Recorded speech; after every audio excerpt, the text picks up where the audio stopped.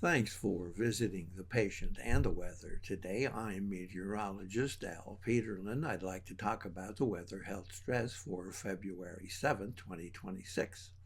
We do keep additional graphics at tpatw.com, and we maintain a storefront on Amazon. Amazon purchases made through our Patient Weather storefront do support the activities of Patient Weather. Looking at the surface map for the 7th, we have high pressure dominating most of the country, terribly cold high pressure dominating the east, reasonably mild high pressure dominating the west. The cool fronts are now pushing their way all the way south of Florida. There is a warm front hanging all the way from the Dakotas clear on down to Arkansas. Looking at our vitality index, which is a composite, a measure of all of the different weather elements that might cause some stresses for human health, and we have a little bit of activity here along the coast of California, lots of activity up and down the plains, especially the northern plains from Nebraska to the Dakotas, and a massive area of interest everywhere east of the Mississippi, and a little bit of less in Maine and very extreme southern Florida. Looking at pressure change, you'll see we have rising pressure here along the coast of California, especially northern California, and across western Oregon.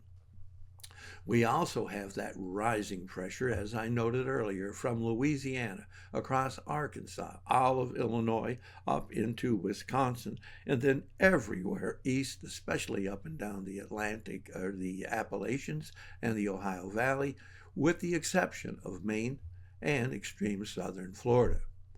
Falling pressure will be the weather stress from central Kansas across Nebraska, the Dakotas into Minnesota, and probably touching just the westernmost areas of Wisconsin.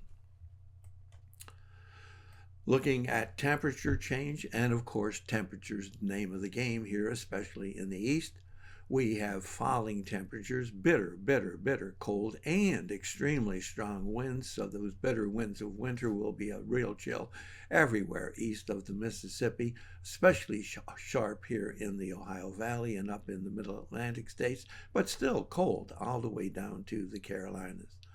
Warming temperatures here in the northern plains, the Dakotas up into Minnesota, and that portends or borders well for us for the remainder of the week.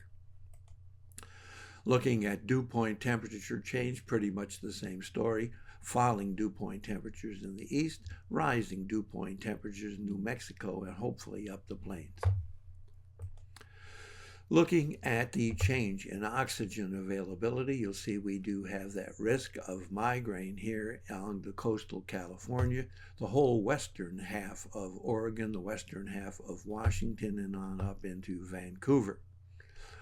The migraine risk will be quite extensive all the way from Louisiana, Arkansas, up into Illinois and Michigan, and everywhere east, very sharp up along the Appalachians all the way through the middle Atlantic states, covering everything except, again, southern Florida and the state of Maine. We have the risk of arthritis and asthma up the plains from actually Oklahoma into Kansas, Nebraska, the Dakotas, Minnesota, and into Wisconsin. And note we have that risk of arthritis here in the state of Maine and in the extreme southern portions of Florida. Thanks for visiting the patient and the weather today. Your comments are appreciated, and if you hurt, let us know where you're located.